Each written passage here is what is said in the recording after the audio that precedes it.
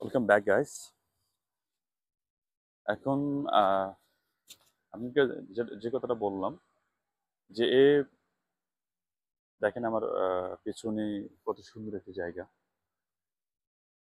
আমি কখনো আমার বাড়ির পাশেই এত সুন্দর একটা টেম্পল আছে, কখনো আসিনি দেখতে। দেখছেন, ড্রাগন দিয়ে সাজানো, উপরে সিঁড়ি বেয়ে ওঠা, কত মনোরম একটা জায়গা। ঠিক আমার পেছনেই দেখতে পাচ্ছেন, দেখেন। আর এই রোডটা দিয়ে উপরে একটা টেম্পল আছে, সেটা কালকে আপনাদের জন্য ভিডিও করব। তো এই হচ্ছে পাতং টেম্পল, দেখতেই পাচ্ছেন। এই হচ্ছে পাতং টেম্পল, আপনাদের জন্য যেটা ভিডিও করলাম। তো এখন পাতং টেম্পল দেখা শেষ। আজকে যেহেতু ডে অফ আমার, তা আমার আমার ডে অফ গুলোতে আপনারা জানেন যে আমি আপনাদের জন্য ভিডিও করি। তো চলুন, আজকে আমরা যাব হচ্ছে কারণ টেম্পলে।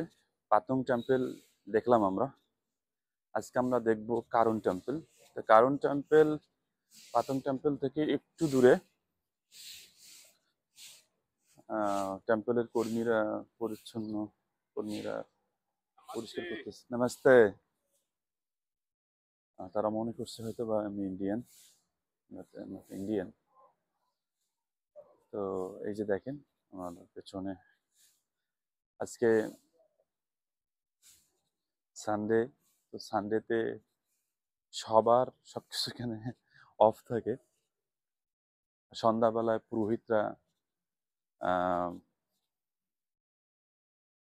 আহ, প্রার্থনার কাজগুলো করে। এই যে দেখতে পাচ্ছেন, এটা পাতং টেম্পল। এখানে সকলের জন্য উন্মুক্ত আর কি।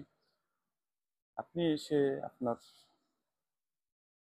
ইচ্ছা মতো ঘুরতে পারবেন, দেখতে পারবেন, ছবি তুলতে পারবেন। কিন্তু আজকে এখন এই মন্দিরের ছবি উঠাইলাম না, টেম্পলের ছবি বা কোনো পিকচার তোলার কোনো সুযোগ নেই, এ কারণে যে এখানে আজকে লোকজন লোকশূন্য।